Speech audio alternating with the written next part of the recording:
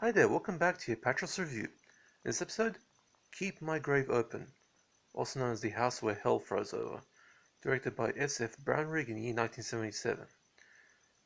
Hi there, welcome back to your Apatros review, your guide to the wild world of science fiction action horror cinema with me, your host, Melisipka. Films permanently just look at the channel name. Now in this episode, we take a look at an obscure 1977 film called Keep My Grave Open, also known as The House Where Hell Froze Over. This was directed by Sherald Fergus Brownrigg, more commonly known as S.F. Brownrigg, in the year 1977. It had its American premiere on the 17th of December of that year. Now this film has only seen two releases on the DVD format, both from public domain labels. Aside from a review print from Mill Creek's Pure Terror 50 film box set, which was apparently taken off an old VHS thus having very poor picture quality, there's only one other release from public domain label Alpha Video, as part of a double feature DVD, but I do not know the specs for that.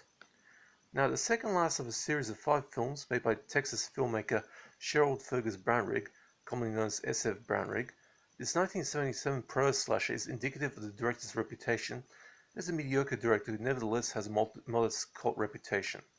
Keep My Grave Open, once you get past the lurid title, the 1970s were the decade for awesomely nasty titles, is nothing more than a disappointing thriller that makes a fair bit of talk about, but is ultimately too scared to dive into the deep end of the thriller pool.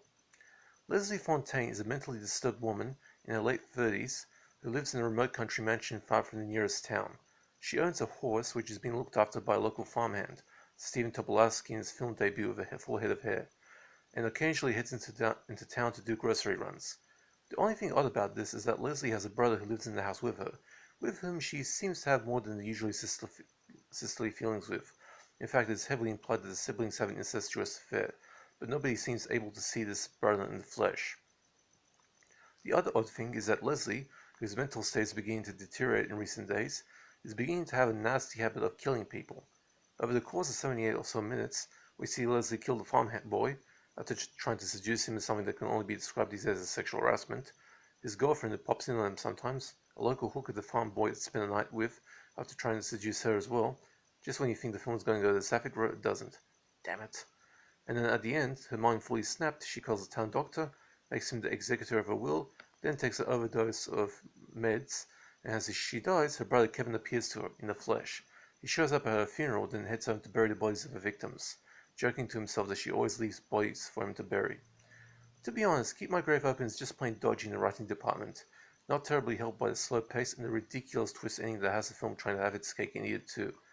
There was no point to having the brother not being visible until the end, which is indicative of a bad script written by a writer who has no idea on how to write a competent thriller and thinks he's being clever in his own mediocre way by having the twist.